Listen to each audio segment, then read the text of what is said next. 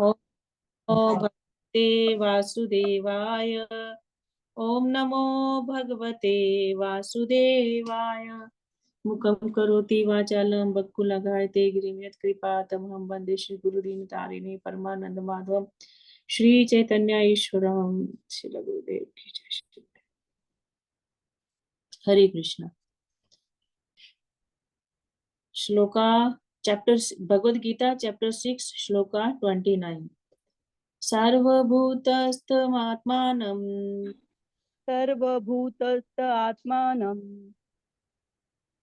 सर्वभूतानि चात्मनि सर्वभूतानि चात्मनि ईक्षते योगयुक्तात्मा ईक्षते योगयुक्तात्मा सर्वत्र समदर्शनः।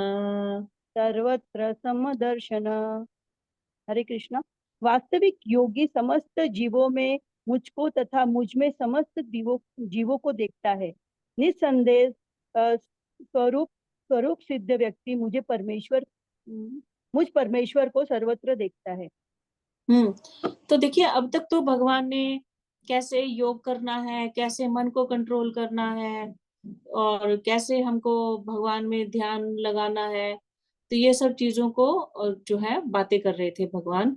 तो अभी आगे ये जो कुछ श्लोक हैं, 2-3 श्लोक हैं, इन श्लोकास में 4-5 श्लोक हैं एक्चुअली, 29 से लेके 32 तक। तो यहाँ पे हमारा चिंतन क्या होना चाहिए समाधि में? जैसे मैंने बोला था ना कल के अष्टांग योग के बारे में यहाँ भगवान बोल रहे हैं। तो अष्टांग योग की अलग अलग विधियां। तो यहाँ पे जब हम ध्यान लगा रहे हैं, समाधि में बैठे हुए हैं, तो उस समय चिंतन क्या करना है, क्या चीज का ध्यान करना है, कैसे हमारा दृष्टि, हमारी चेतना में कैसा होनी, हमारी कॉन्शियस कैसी होनी चाहिए। तो उसके बारे में इन श्लोकास में अब भगवान बोल रहे हैं कि एक तो जो सही योगी है, यानी जो वास्तव में योग के द्वारा मुझे प्राप्त मतलब मेरे परायण हो रहा है, तो वो क्या चिंतन करेगा? सबसे पहला चिंतन क्या होगा कि वो सब जगह भगवान का दर्शन करेगा, हर जीव में भगवान का दर्शन करेगा। बोले ना, समस्त जीवों में मुझको और मुझ में समस्त जीवों को देखता है। उसको दिख रहा है कि हर जीव क्या है, भगवान का मंदिर है, क्योंकि भगवान हर जीव के हृदय में परमात्मा रूप में बैठे हुए हैं। ठीक है, तो हर जीव में भगवान का दर्शन कर रहा है इस तरह से। और दूसरा, हर जीव कहाँ से आया है? भगवान से आया है। और अगर ये सृष्टि चल रही है, ये जीव जो भी गति कर रहे हैं, ये किसके कारण कर रहे हैं? भगवान की पावर के कारण कर रहे हैं।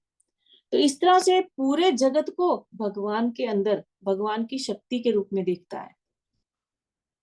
हर जीव में भगवान और पूरे जगत को, पूरी सृष्टि को भगवान में दर्शन करता है।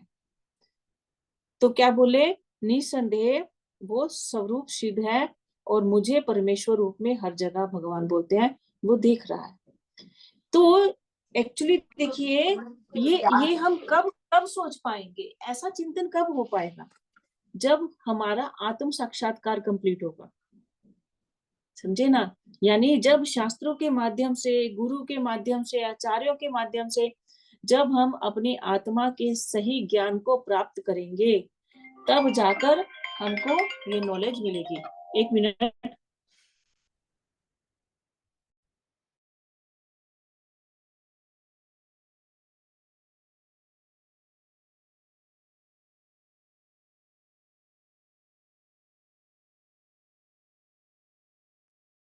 हरि बोल।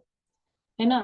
तो जब तक आत्म साक्षात्कार को हम लेंगे नहीं, हम आत्मा के ज्ञान को लेंगे नहीं। सपोज जैसे देखिए, अभी भी कुछ लोग जैसे गीता में एकदम नए पढ़ने बैठ गए हैं, लेकिन उनको भक्ति वृक्ष नहीं किया, तो गीता उन लोगों के लिए बहुत टफ हो जाती है।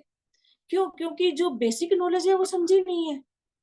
तो इसलिए वो आत्मा का जो स्वरूप है उसके बारे में जानते नहीं है, इसलिए ये चीजें उनको समझ में नहीं आएंगी कि कैसे जीव का दर जीव में भगवान और भगवान में सृष्टि कैसे दर्शन करेंगे।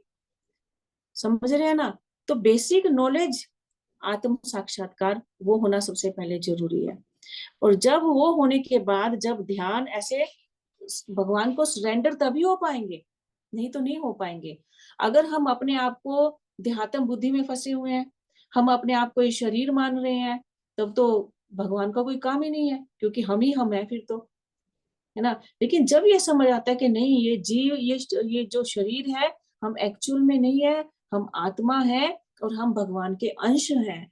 जब हम ये बात को जान लेते हैं और जानने के बाद मान भी लेते हैं, क्योंकि जानने वाले जान तो बहुत कुछ रहे हैं लेकिन मान नहीं रहे हैं, प्रॉब्लम यहाँ पे आ जाती है ना।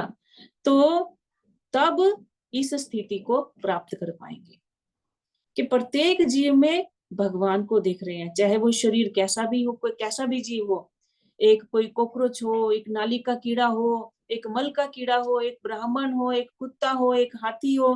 बोले थे ना हम लोग पिछले चैप्टर में पढ़े थे श्लोक का कि क्या था, विद्या विनय संपन्ने ब्राह्मणे गवि हस्तिनी शुनि चैव स्वपाके चैव पंडिता समदर्शिना, है ना, कि जो पंडित है वो समदर्शी होते हैं। सब जगह वो शरीरों को नहीं देख रहे हैं, वो आत्मा, जिस हृदय में वो आत्मा है और आत्मा के साथ परमात्मा बैठे हैं वो देख रहे हैं। उस रूप से उनके लिए इस सृष्टि का हर जीव क्या है, समान है। प्रत्येक जीव सम्मान के योग्य है। वो एक कुत्ते में एक ब्राह्मण दोनों के हृदय में स्थित होते हैं। ये जानता है कि भगवान हर जगह स्थित है, और पूर्ण योगी जानता है कि भगवान नित्य रूप में दिव्य है और कुत्ते या ब्राह्मण में स्थित होने से भी भौतिक रूप से प्रभावित नहीं होते हैं। अब आप बोलेंगे अरे भगवान कुत्ते के शरीर में है तो मतलब कुत्ता बन गए, भगवान किसी मनुष्य में है, ब्राह्मण में तो वो ब्राह्मण है, भगवान किसी शूद्र के शरीर में तो वो शूद्र है। नहीं नहीं, भगवान प्रभावित नहीं होते हैं। इसका एग्जाम्पल हम कैसे समझ सकते हैं, जैसे आपने देखा होगा सूर्य। अब सूर्य है, आप देखेंगे, आप अपने घर से देखेंगे, आपको क्या लगेगा, ये सूर्य मेरा है। यही सूर्य आपके घर में भी पड़ रहा है, यही सूर्य आपके घर के आसपास जितनी सड़कें हैं, गलियां हैं, बिल्डिंग्स हैं, वहां पे भी पड़ रहा है। यही सूर्य समुद्र नदियों में भी पड़ रहा है। यही सूर्य कहीं पे कूड़े कचरे का ढेर है वहां पे भी पड़ रहा है, कहीं मल का ढेर है वहां पे भी पड़ रहा है। हर जगह जहां जाएंगे आपको सूर्य दिखाई देगा, ठीक है ना। लेकिन क्या सूर्य जगह और स्थिति के हिसाब से वैसा उसमें इफेक्ट जाता है क्या, नहीं जाता। अगर वो पानी से के ऊपर पड़ रहा है तो क्या सूर्य गीला हो जाता है क्या, नहीं होता है। अगर वो मल के ऊपर पड़ रहा है तो सूर्य गंदा हो जाता है क्या, नहीं होता, उसके ऊपर कोई प्रभाव नहीं पड़ता। इसी तरह से भगवान कैसे भी जीव में किसी भी शरीर में है, लेकिन वो तब भी अपनी परम स्थिति पर बने रहते हैं, इसीलिए उनका एक नाम है अच्युत, क्योंकि वो कभी भी अपने पद से गिरते नहीं है। वो कैसे भी शरीर में हो कोई फर्क नहीं पड़ता, वो कभी उस भौतिक रूप से प्रभावित नहीं होते, वो तब भी दिव्य बने रहते हैं। और एक जो योगी है यानी स्वरूप सिद्ध भक्त जो है, भगवान की इस स्थिति को जानता है और इसीलिए हमेशा उनके शरणागत होकर वो रहता है, और उनको उनकी शक्ति के रूप में वो हर जगह, हर स्थान पर, इस सृष्टि के कण कण में, हर जीव के भीतर वो उनका दर्शन करता है। और उसको पता है ये जगत, ये पूरी सृष्टि कहाँ से आई है, भगवान से आई है। वो इस ज्ञान में हमेशा स्थित रहता है। तो यही यहाँ भगवान कह रहे हैं कि भगवान जो है सर्वव्यापी है, हर जीव के हृदय में विद्यमान है। आत्मा तथा परमात्मा ये दोनों हर जीव के हृदय में रहते हैं, लेकिन इसका मतलब ये नहीं कि आत्मा भी भगवान है और परमात्मा भी भगवान है। कभी कभी हम बोल देते हैं ना। अब यहाँ पे अंतर क्या है, आत्मा जो है, इसको थोड़ा सा डिटेल में समझिएगा, क्योंकि थोड़े थोड़े कुछ स्टेप्स में अभी आगे के लिए चली। ये नहीं कि आप, मैं ये नहीं सोच रही हूँ कि अब यहाँ पे जितने डिवोटीज हैं मैं देखती हूँ कोई भी नया नहीं है, पुराने हो जा रहे हैं, तो थोड़ा आगे का नॉलेज होना जरूरी है। देखिए, शास्त्रों की एक लैंग्वेज है व्यष्टि और समष्टि, समझे ना। अब इसको हम समझने के लिए कैसे समझेंगे, व्यष्टि मतलब आत्मा, समष्टि मतलब परमात्मा। अब इनको कैसे डिफरेंस करके समझेंगे।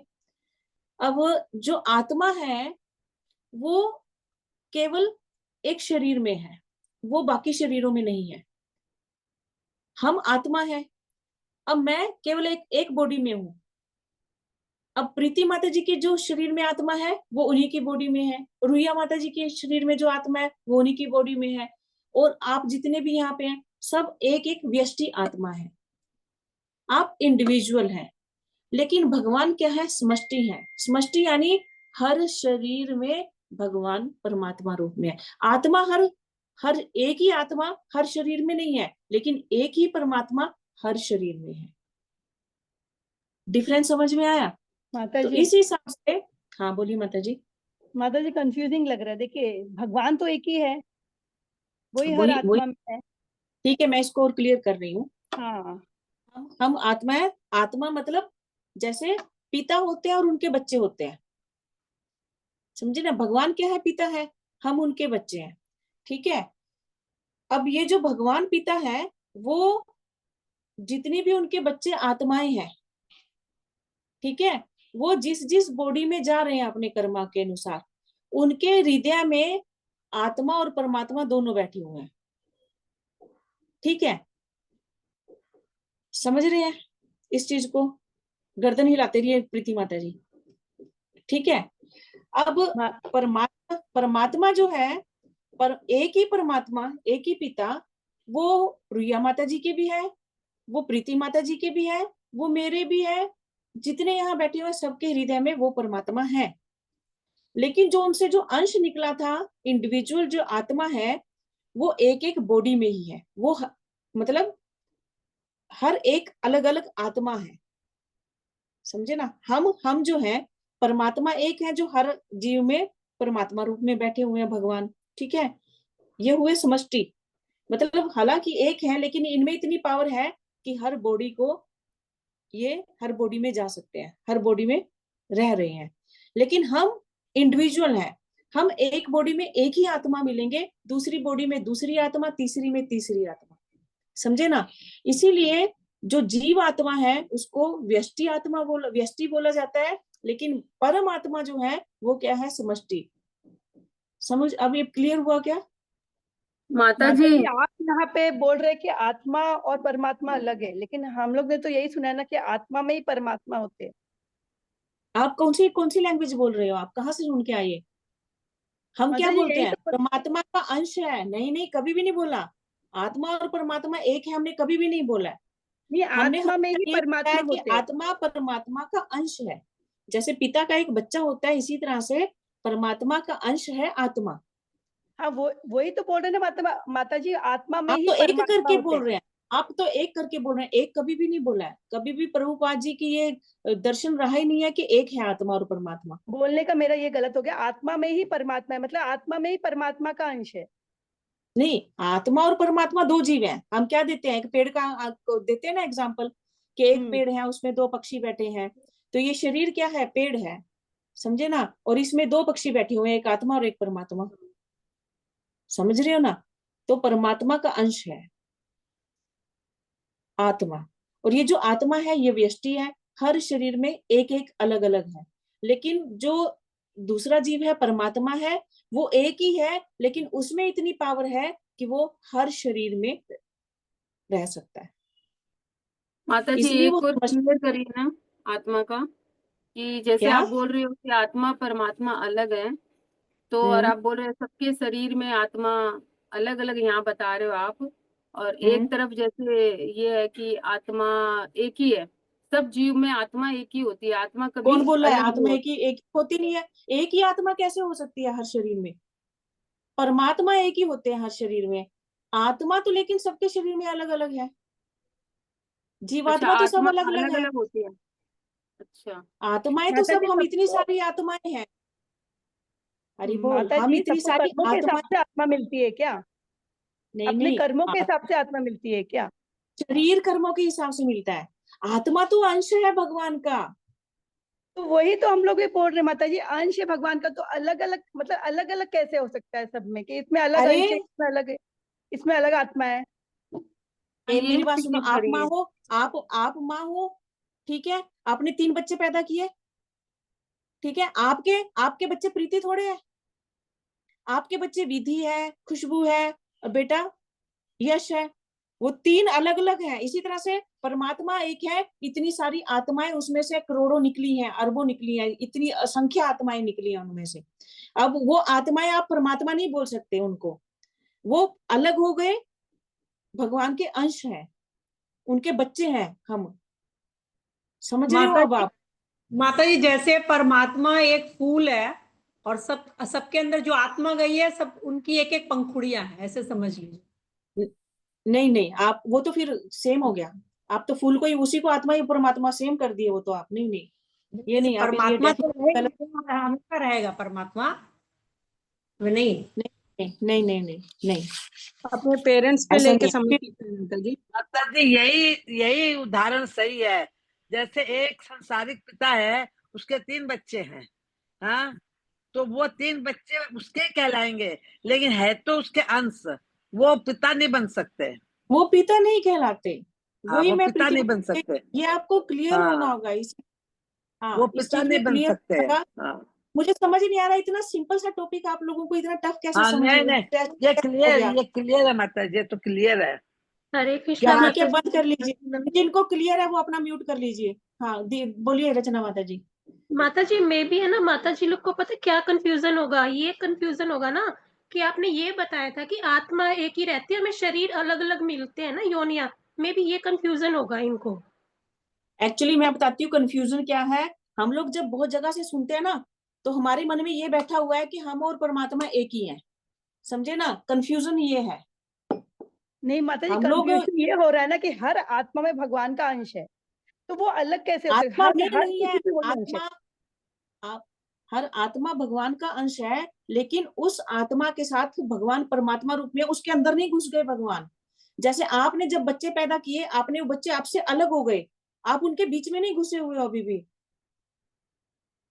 आप एक घर में जब रह रहे हो तो बच्चे आपसे अलग हो गए ना। हाँ ठीक है, इसी तरह से हम भी भगवान से निकल के उनसे अलग हैं। ठीक है, बुद्धि दिए हमको इसीलिए, बुद्धि के लिए। तो जैसे आप अपने आप को परमात्मा समझो, हाँ भगवान समझो, आपसे ठीक आत्माएं है, निकली, ठीक है। ठीक है, तो आप में लेकिन इतनी पावर है कि हर बच्चे के अंदर आप परमात्मा रूप में बैठ सकते हो। आप भगवान हो, लेकिन हर हाँ बच्चे में परमात्मा रूप में हो। लेकिन वो आत्मा जो अलग हुई आपसे, वो भी है एक। तो दो दो चीजें हैं, एक आत्मा और एक परमात्मा। समझे ना? तो आत्मा क्या है? व्यष्टि है, और परमात्मा क्या है? समष्टि है। माता जी। परमात्मा में, हाँ हाँ माता जी, हरे कृष्णा माता जी।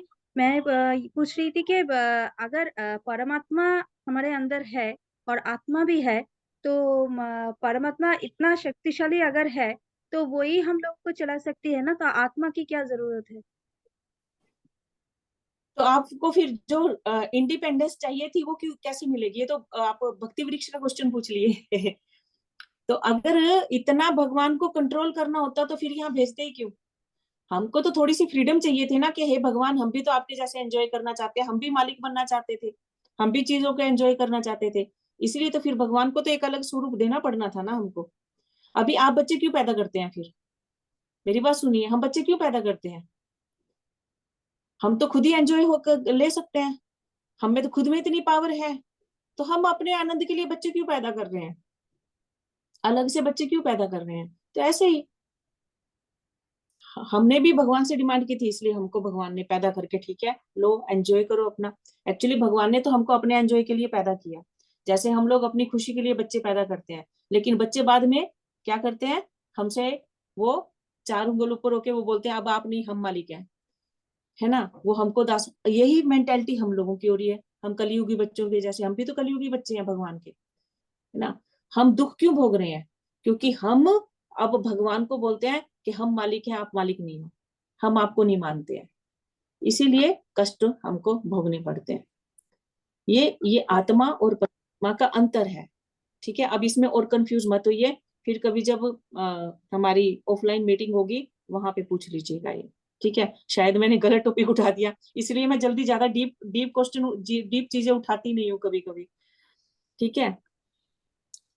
तो जिस तरह से एक माता, अभी ये थोड़ा सा कॉन्सेप्ट तो क्लियर हो गया कि भगवान क्या है? पिता है, ठीक है। और आत्मा क्या है, उनका अंश है, उनके बच्चे के समान है। और भगवान हर अपने बच्चे को पूरा इक्वली रूप से देखभाल करते हैं। किस तरह से? जैसे माता, उसके 10 बच्चे हों, 4 बच्चे हों, 20 बच्चे हों, वो सब बच्चों के प्रति समभाव रहती है, सब बच्चों का इक्वली ख्याल रखती है। ऐसा नहीं कि एक बच्चे का ख्याल रखा दूसरे का नहीं, एक को दूध पिलाया दूसरे को नहीं पिलाया, ऐसा नहीं है। और सब बच्चों को इक्वली, जिस तरह हर बच्चे का पालन पोषण करती है, उसी तरह से अपने हर बच्चे का एक जैसा पालन पोषण करती है। ठीक है। तो इसी तरह से भगवान भी क्या है, परम पिता है, और वो अपनी सब जीवात्माओं का एक जैसा ख्याल रखते हैं। ऐसा नहीं कि सूर्य एक के लिए उग गया, दूसरी जीवात्मा, अरे तू तो मेरी बात नहीं मानता तो मैं तेरे को, तुम असुर हो, मैं तुमको सूरज की रोशनी नहीं दूंगा, मैं तुमको ऑक्सीजन नहीं दूंगा, मैं तुमको पानी नहीं दूंगा। भगवान ऐसा बिहेव कभी भी नहीं करते। भगवान सबके प्रति समभाव है। तो इस तरह से अब जीव तत्व को हम लोग थोड़ा इसमें समझेंगे। भगवान की कितनी शक्तियां हैं, किसी को पता है क्या? भगवान की शक्तियां कितनी है? 3 शक्तियां भगवान की, 3 शक्तियां। 3 शक्ति। हरे कृष्ण। कौन कौन सी? ऐसे मेन 2 रहती है, हरे परा और कृष्ण। अपरा, और परा। तटस्थ शक्ति। हरे कृष्ण हरे माता जी। जी माता हरे जी। कृष्ण। भगवान की जी 2 शक्तियां, अंतरंगा शक्ति और बहिरंगा शक्ति। हरि बोल। ठीक है। तो भगवान की 2 शक्तियां हैं, अंतरंगा और बहिरंगा। अब इसी को और नाम दिए जाते हैं। इसको ही भगवान की पराशक्ति और अपराशक्ति भी बोला जाता है। पराशक्ति यानी अंतरंगा शक्ति, और अपराशक्ति यानी बहिरंगा शक्ति। जैसे होता है ना, एक ही जन के कई नाम होते हैं, तो इसी तरह से भगवान की शक्तियों को अलग अलग रूप से भी जाना जाता है। इसी को जो बहिरंगा शक्ति है, इसी को भौतिक शक्ति, माया शक्ति भी बोला जाता है। ठीक है ना। तो जीव जीव क्या है? अब हम जीव की सिचुएशन समझेंगे।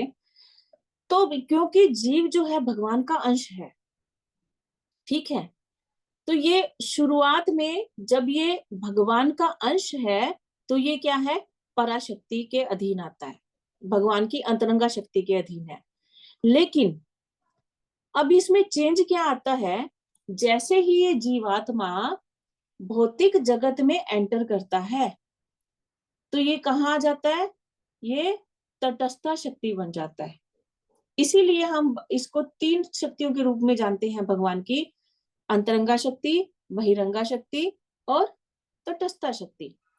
अब यहाँ पे क्या हो जाता है, जैसे आपने एक नदी बहते हुए देखा होगा, आप कभी नदी के तट पे बैठे होंगे, तो आपको फ्रीडम होती है, आप चाहे तो उस तट से जल में कूद पाते हैं, या उस तट से जमीन पे आ सकते हैं, आप फ्री होते हो।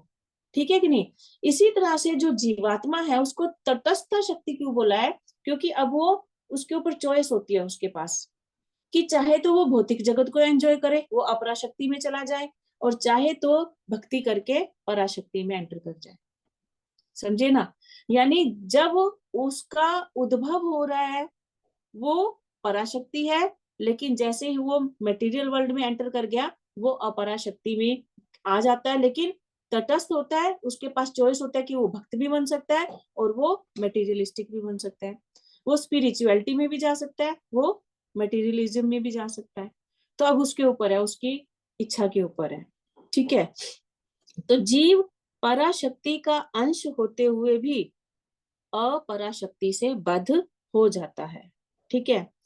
तो अपराशक्ति में जीव जो है वो भौतिक इंद्रियों का दास बन जाता है। यानी अगर वो अपराशक्ति को एक्सेप्ट करता है भगवान की, तो उसकी सारी सेंसेस जो है मेटीरियलिज्म को एंजॉय करना शुरू कर देती हैं। वो इस भौतिक जगत में स्वामित्व के पीछे पड़ जाता है, चीजों को भोग करने के पीछे पड़ जाता है। लेकिन अगर वो पराशक्ति में ही रह जाता है भगवान की, तो वहां पे क्या होता है, वो भगवान का दास के रूप में अपनी पहचान करता है। समझे ना? उसका भाव क्या होता है कि मैं भगवान को एंजॉय देने के लिए हूं, मैं भगवान की सेवा करने के लिए हूं, इस भाव से फिर वो भगवान के सरेंडर्ड रहता है। तो ये है जीव शक्ति का जो मटेरियल वर्ल्ड में एंटर होता है। क्या उसका एक्चुअल, उसकी आइडेंटिटी क्या है? ऐसे वो पराशक्ति है भगवान की, लेकिन मटेरियल वर्ल्ड में आने के बाद अपरा है, लेकिन अपरा में आने के बाद भी अगर वो स्पिरिचुअलिटी को में सरेंडर्ड रहता है तो फिर वो पराशक्ति के अंदर ही कार्य करता है। इसीलिए भक्त जो है, जो शुद्ध भक्त हो जाते हैं भगवान के, उनके ऊपर माया शक्ति कार्य नहीं करती है। इस मटेरियल वर्ल्ड के जितने भी देवी देवता हैं वो उसके बारे में डिसीजन नहीं लेता है। जैसे यमराज है, यमराज उनका डिसीजन नहीं लेंगे, उनका डिसीजन कौन लेगा? भगवान लेंगे कि इनका आगे क्या करना है, किनका? जो शुद्ध भक्त है। ठीक है, तो इस तरह से ये जो नॉलेज है, अभी मैंने ये चीजें क्यों समझाई आपको इस पैराग्राफ में, क्योंकि इन चीजों को जाने बिना हम भगवान को, ये जो बोल रहे हैं ना भगवान के सब जीवों में मुझको और सारी सृष्टि को मुझ में देखता है, ये तब तक हम इस चीज को जान नहीं पाएंगे, इस दृष्टिकोण को हम लोग एक्सेप्ट नहीं कर पाएंगे जब तक ये नॉलेज हमारे अंदर नहीं होगी। समझ रहे ना? अब आप तो सोचेंगे अरे हम तो, मैं तो ये हूँ, मैं ये शरीर हूँ, मैं तो एक स्त्री हूँ, मैं ऐसे हूँ, मैं वैसे हूँ। नहीं, हम सब भगवान के अंश हैं, भगवान की पावर है, हम पराशक्ति के अंश हैं, भगवान की पराशक्ति में रहने वाले हैं। लेकिन क्योंकि हमने अब इस अपनी गलत पहचान कर ली है, रोंग आइडेंटिटी, यानी इस शरीर के हिसाब से पहचान कर रहे हैं, तो इसलिए हम अज्ञान में चले गए और इसीलिए अब हम अपने आप को चीजों का स्वामी समझना शुरू करके अभी हम इसलिए सुख और दुखों को भोग रहे हैं। एक्चुअल में हम परम आनंद को झेलने वाले हैं, हम परम आनंद में रहने वाले लोग हैं, लेकिन गलती हो रही है, इसीलिए हम भगवान के दर्शन इस जगत में नहीं कर पा रहे। हम भगवान के पुत्र हैं, संतानें हैं, उनकी संततियां हैं हम, लेकिन क्योंकि हमने अपनी आंखें बंद कर ली हैं, हम गलत आइडेंटिटी में पड़े हुए हैं, इस जगत के कण कण में भगवान के होने के बाद भी हम लोग उनका दर्शन नहीं कर पाते। लेकिन भगवान बोले कि अगर तुमको स्वरूप सिद्ध होना है तो इस ज्ञान को स्थापित करके हर जगह हर क्षण मेरा दर्शन करना होगा, तब तुम स्वरूप सिद्ध हो पाओगे। मुझे जानना होगा, मेरी पूरी आइडेंटिटी को जानो तुम लोग। गीता क्या है? गीता भगवान का पूर्ण ज्ञान है, गीता हम जीवों का पूर्ण ज्ञान है। समझ रहे ना? तो आगे अगले श्लोक में भगवान बोलते हैं, यो मां पश्यति सर्वत्र, यो मां पश्यति सर्वत्र, सर्वं च मयि पश्यति, सर्वं च मयि पश्यति, तस्याहं न प्रणश्यामि, तस्याहं न प्रणश्यामि, स च मे न प्रणश्यति।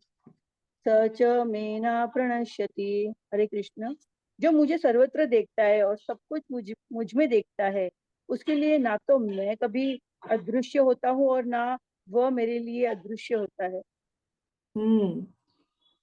तो भगवान बोले जो इस ज्ञान में स्थित हो जाता है, जो हर जगह मेरा दर्शन कर रहा है, हर चीज में मुझे देख रहा है, क्योंकि उसको ज्ञान हो गया है अब, तो अब वो ढूंढेंगे किसको?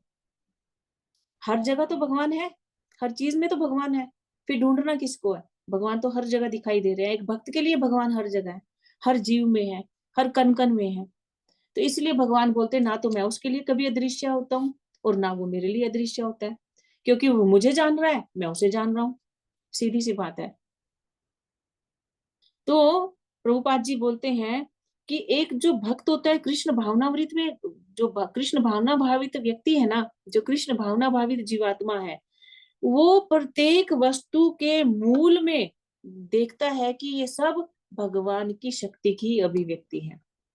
अगर जल बह रहा है, ये वनस्पतियां हैं, ये पेड़ पौधे हैं, ये मनुष्य की बुद्धि, ये इतना कुछ जो कर रहे हैं, हर चीज में वो भगवान का दर्शन करेगा। क्योंकि भगवान की अगर शक्ति कहीं ना हो तो हम ये पलक भी नहीं उठा सकते, उसको ये ज्ञान है। हर चीज में भगवान का दर्शन कर रहा है, हर चीज में भगवान की शक्ति दे रहा है। और भक्ति का मूल सिद्धांत यही है कि श्री कृष्ण के बिना कोई चीज अस्तित्व में नहीं आ सकती। भगवान कृष्ण ही सर्वेश्वर है, सुप्रीम है, उनके बिना तो एक जगत का इसका पत्ता भी नहीं हिल सकता, टूटना पनपना तो दूर की बात है। तो इसीलिए इस ज्ञान के साथ वो हर जगह भगवान को देखता है। ठीक है, तो आगे यहाँ प्रभुपाद जी लिख रहे हैं कि आत्म साक्षात्कार के ऊपर कृष्ण भावनामृत की इस अवस्था में भक्त कृष्ण के इस अर्थ में एक रूप हो जाता है कि उसके लिए कृष्ण ही सब कुछ हो जाते हैं। अब उसके लिए जब वो पूर्ण ज्ञान में स्थापित हो जाता है, हर जगह भगवान के दर्शन कर रहा है, हर चीज भगवान, हर चीज कृष्णमय है उसके लिए, और इस तरह से वो खुद भी कृष्णमय हो जाता है, खुद भी वो कृष्णमय हो जाता है। उसका हर कार्य, हर चेष्टा उसकी किसके लिए होती है? भगवान की प्रसन्नता के लिए होती है। और आगे फिर प्रभुपाद जी बोलते हैं, तब जाके जब ऐसी स्थिति आती है, तब भगवान और भक्त के बीच में एक अंतरंग संबंध जो है वो स्थापित हो जाता है। तब भगवान जो है उसके साथ बातचीत भी कर लेते हैं, समझे ना। कभी कभी हम क्या देखते हैं, कितने कितने बड़े आचार्य लोग हैं, कितने कितने बड़े साधु हैं, वो बोलते हैं ना, अपनी कथाएं सुनाते हैं, अरे तो भगवान ने मेरे को ऐसे बोला, ऐसे हुआ। वो कैसे हुआ? एक मूर्ति कैसे बात कर रही है, समझे ना, कैसे बात कर रही है। ये अवस्था आने पर भगवान मूर्ति बात भी करती है। बहुत भक्तों का ये रियलाइजेशन रहा है। तो आगे फिर प्रभुपाद जी बोलते हैं, उस अवस्था में जीव को विनष्ट नहीं किया जा सकता और ना भगवान भक्त की दृष्टि से कभी ओझल होते हैं। कृष्ण में तादात्म्य होना आध्यात्मिक लय है। अब कभी कभी कुछ लोग सोचते हैं ना कि मुक्ति मतलब भगवान में विलीन हो जाना। भक्त कभी भी ऐसी इच्छा नहीं करता है, क्योंकि विलीन होने जाने में ये भगवान जब बातचीत करते हैं वो नहीं हो पाएगा ना। भगवान में विलीन हो गए तो करने के लिए कुछ रहा ही नहीं, वहां तो आत्मा का कोई आइडेंटिफिकेशन ही नहीं रहा। तो इसीलिए वो क्या बोलता है कि हे भगवान, मैं सदा आपकी सेवा करता रहा हूँ, मैं आपकी सदा सेवा करता रहा हूँ। वो भगवत धाम भी जाना चाहता है, वहां के ऐश्वर्य का आनंद उठाने के लिए नहीं जाना चाह रहा है। अब जब कभी कभी हम शास्त्रों में सुनते हैं, वहां पे ऐसा है, वहां पे ऐसा है, तो उसका भाव ये नहीं कि हो मैं जाऊंगा तो वहां कल्प वृक्ष के नीचे बैठ के जो भी डिमांड करेंगे आ जाएंगे, सारा दिन खाएंगे पिएंगे सोएंगे। ना ना ना, अगर ये भाव है तो कभी भगवत धाम मिलने वाला नहीं है। वहां पे भक्त का भाव क्या है कि मैं हर समय भगवान की इसी तरह से सेवा करूं, दर्शन करता रहूंगा इसी तरह से। वहां पे सब सखियों के साथ भगवान लीलाएं जो करेंगे उनका आनंद ले पाऊंगा, समझे ना। तो यहाँ पे प्रभुपाद जी ने ब्रह्म संहिता का एक श्लोक दिया है, प्रेमांजना छुरित भक्ति विलोचने न संतः सदैव हृदयेषु विलोकयन्ति। कि जो संत लोग हैं वो भगवान का हृदय में अपने दर्शन कैसे करते हैं, क्यों कर पाते हैं? क्योंकि उन्होंने भगवान के प्रति शुद्ध प्रेम का अंजन अपनी आंखों में लगाया हुआ है, क्योंकि उनकी दृष्टि हर समय भगवान के प्रेम में डूबी हुई है, और इसीलिए हर जगह वो भक्ति के माध्यम से हर समय हर जगह हर जीव में वो भगवान का दर्शन कर पाते हैं। यम श्याम सुंदरम अचिंत्य गुण स्वरूपम गोविंदम आदि पुरुषम तमहम भजामि। ये ब्रह्मा जी बोले हैं कि भक्त जो है अपने हृदय में भगवान के सुंदर श्याम सुंदर रूप का हर समय दर्शन करते हैं। इस प्रेमांजन को लगाने से, प्रेम के अंजन को लगाने से हर समय भगवान का दर्शन कर रहे हैं, और इसीलिए हे गोविंद मैं आपकी पूजा करता हूँ। ठीक है, तो आगे एक श्लोक और कर लेते हैं। सर्वभूत स्थितम यो माम सर्वभूतस्थितं यो मां भजते कत्वमास्थितः भजते कत्वमास्थितः तथा वर्तमानोऽपि सर्वथा वर्तमानोऽपि स योगी मयि वर्तते। स योगी मयि वर्तते। हरे कृष्ण। जो योगी मुझे तथा परमात्मा को अभिन्न जानते हुए परमात्मा की भक्ति पूर्वक सेवा करता है, वह हर प्रकार से मुझे सदैव स्थित रहता है। अब हमको जाना होगा बैकग्राउंड में, ये कौन बोल रहा है सारी गीता? भगवान भगवान भगवान श्री कृष्ण भगवान बोल बोल रहे रहे हैं, हैं, श्री ठीक कृष्ण बोल है। रहे हैं। हाँ, अब जो यहाँ परमात्मा की बात चल रही है कि परमात्मा हर हृदय में हर आत्मा के साथ विराजमान है, तो वो कौन है? श्री कृष्ण है। श्री कृष्ण अपनी बात कर रहे हैं ना। तो यही चीज यहाँ भगवान बोल रहे हैं कि जो योगी, जो भक्त मुझे और परमात्मा को अभिन्न मानते हुए, कि मुझ में और परमात्मा में कोई अंतर नहीं है, मेरा ही स्वरूप है परमात्मा, समझे ना। भगवान ही है जो परमात्मा रूप में इस जगत के कण कण में है। ठीक है ना। तो इस तरह से एक ही है दोनों, चाहे वो श्री कृष्ण हो या परमात्मा हो, एक ही है। जब इस तरह से हम जान के भक्ति पूर्वक भगवान की सेवा करते हैं तो भगवान बोले हैं कि वो हमेशा मुझ में ही स्थित रहता है, यानी मैं कभी उससे अलग नहीं होता और वो मुझसे कभी अलग नहीं होता। उसकी चेतना जो है, उसकी कॉन्शियसनेस जो है, हमेशा भगवान में स्थित रहेगी। वो 24 घंटे कभी भी भौतिकता में जाएगा नहीं, वो हमेशा भगवान के बारे में ही सोचेगा, भगवान का नाम स्मरण करेगा, कथा स्मरण करेगा, कीर्तन करेगा, है ना। तो यही सब करता रहेगा, जप करता रहेगा, केवल भगवान का चिंतन, भगवान से जुड़ा रहेगा वो हर स्थिति में। तो यही जो है, ये अष्टांग योग की सर्वोच्च स्थिति है, यही असली समाधि है कि हर समय केवल और केवल भगवान का चिंतन, कोई इंद्रिय विषयों का चिंतन नहीं। वो जो समाधि लगाने के लिए भगवान बोले ना, यम नियम आसन प्राणायाम प्रत्याहार धारणा ध्यान समाधि, तो ये जो उसमें ध्यान और समाधि क्या हो रहा है कि केवल और केवल कृष्ण, परमात्मा रूप में कृष्ण। और एक्चुअली जब एक योगी, ध्यान योगी जो है, अष्टांग योगी, जब अपने हृदय में भगवान का दर्शन परमात्मा रूप में करते हैं तो वो किस रूप में करते हैं? 4 हाथ वाले विष्णु रूप में, जिनके हाथ में शंख चक्र गदा पद्म है, ठीक है।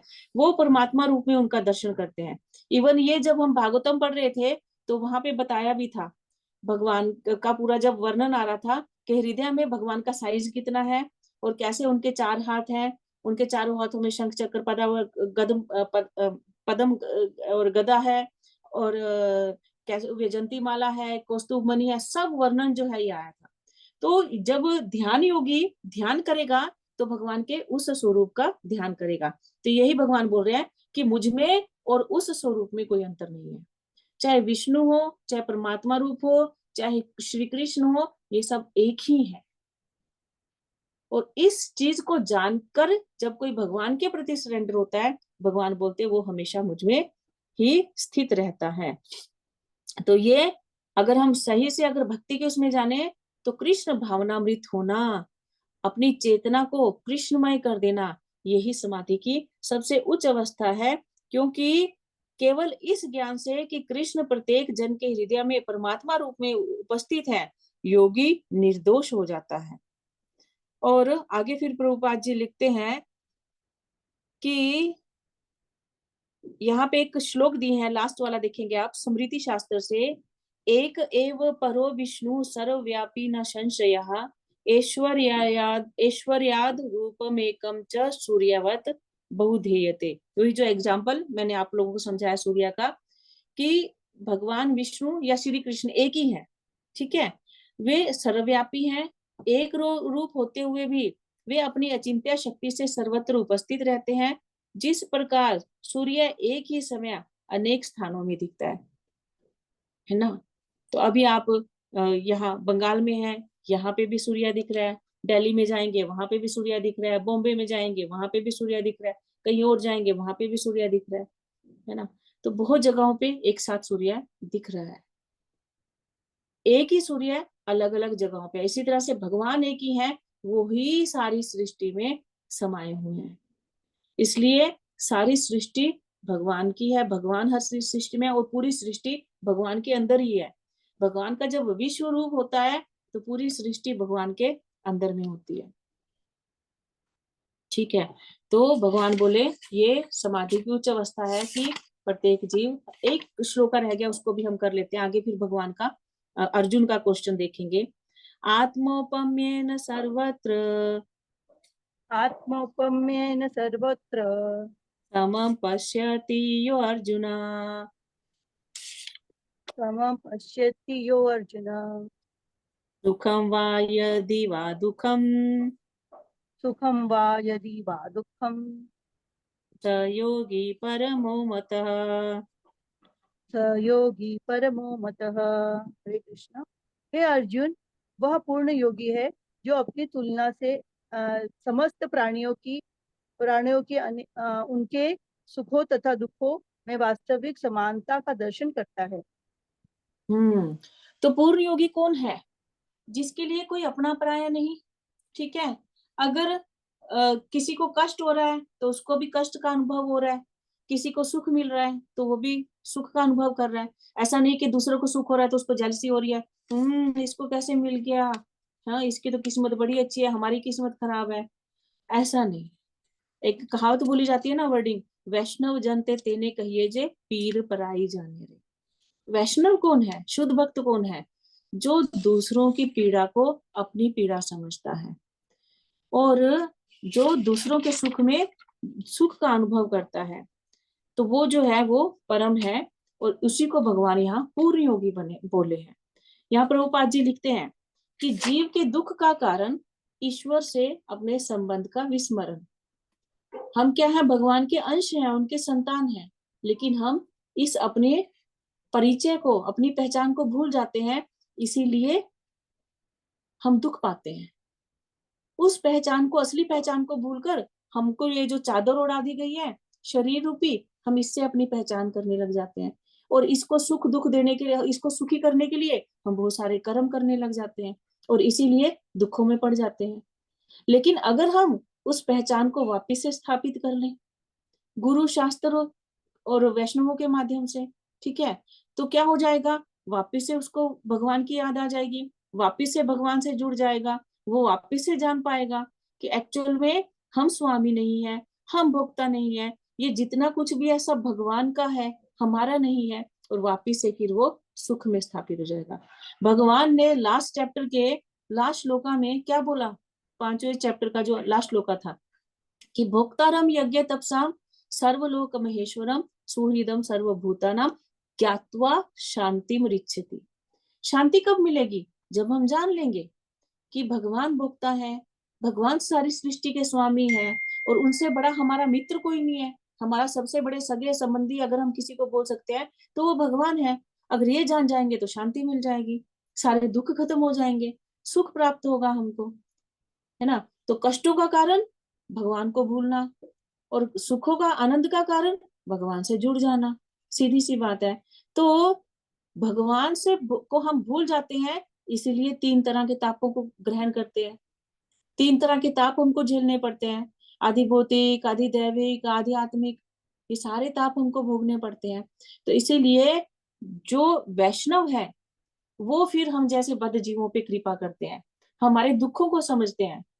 वैष्णव जो है कभी भी, प्रभुपाद जी बोलते हैं, स्वांतः सुखाय, यानी मैं सुखी हूं, बस हमको दूसरों से क्या लेना, क्या करना किसी को बोल के जप करो जप करो, सुनते तो है नहीं, हमको क्या लेना, समझे ना। हमने पकड़ लिया हम सुख है, हमको आनंद आ रहा है, बस नहीं।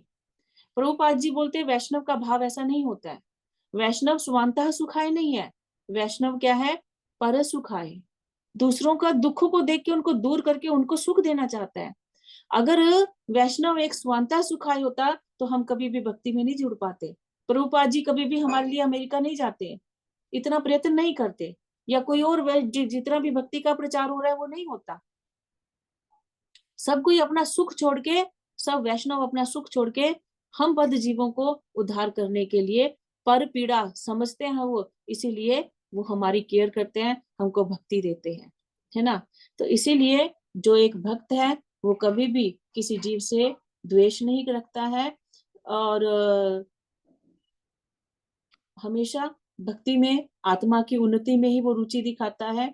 और प्रभुपाद जी बोलते हैं कि जो योगी पूर्ण रूप से ध्यान धरने के लिए एकांत स्थान में चला जाता है वह उतना पूर्ण नहीं होता जितना कि वह भक्त जो प्रत्येक व्यक्ति को कृष्ण भावना भावित बनाने का प्रयास करता है। अगर हम खुद अकेले में चले गए, खुद बैठ के जप कर रहे हैं, किसी को भक्ति नहीं दे रहे हैं, इवन घर के लोगों की भक्ति का कोई ध्यान नहीं रख रहे हैं कि कोई भक्ति कर रहा है कि नहीं कर रहा है, हम कर रहे हैं बस हमारा ठीक है, हमको और किसी से क्या लेना, नहीं, ऐसा भाव एक शुद्ध भक्त का नहीं होता। यही चीज यहाँ भगवान बोल रहे हैं कि वो दूसरों के दुख और सुख को देखकर उसको उस दुख से निकालने की कोशिश करता है।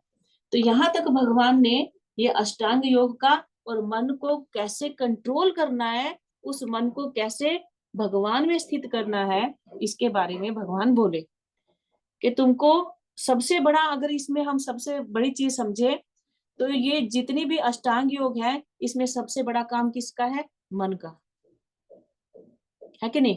क्योंकि बहुत सारा ज्ञान हम ले तो लेते हैं लेकिन मन है जो मानने नहीं देता है, फिर भी हमको भौतिक चीजों के पीछे भगाता है। ठीक है, क्योंकि जैसे आज अभी क्या बोले कि बुद्धि से हमको कंट्रोल करना होगा। आप देखिए अपने लाइफ में एग्जांपल लेके देखिए, आपका मन कितना आपकी बुद्धि के कंट्रोल में आता है, कितनी बार आता है। अभी अगर किसी को यहाँ पे ग्रुप में शुगर है या कुछ और बीमारी है जिसमें कोई चीज मनाही होती है, मन कर जाता है तो आप उठा के खा लेते हैं ना, हालांकि बुद्धि रोक रही है कि नहीं नहीं शुगर है, तुमको नहीं खाना है, नहीं खाना है, नहीं नहीं थोड़ी सी छोड़ी, चल थोड़ा सा खा ले रहा है, ओ थोड़ा सा खाते खाते पूरा एक पीस गया हूँ। समझे ना, ये क्या, ये कौन करवा रहा है? मन करवा रहा है। मन को कंट्रोल करना बुद्धि के लिए भी बहुत टफ है। और इसी चीज को लेकर आगे अगले श्लोक से जो अर्जुन है वो क्वेश्चन करेंगे, वो हम लोग आगे कल पढ़ेंगे। शिला प्रभुपाद की जय।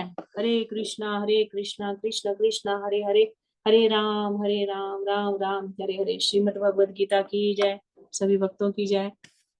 किसी का कोई क्वेश्चन? आई थिंक बीच में ही वैसे तो क्लियर हो चुके हैं। और मायापुर मेरे को लग रहा है मैक्सिमम लोग जा रहे होंगे। निवेदिता माता जी आप जा रहे हैं क्या? हाँ हम लोग जा रहे हैं। हरि बोल। तीनों तीनों जा रहे अंजू पटवारी माता जी आप जा रहे हैं? हाँ जा रहे हैं। लक्ष्मी माता जी? मेरा नहीं हो रहा माता जी। रचना जिंदल माता जी आप लोग जा रहे हैं?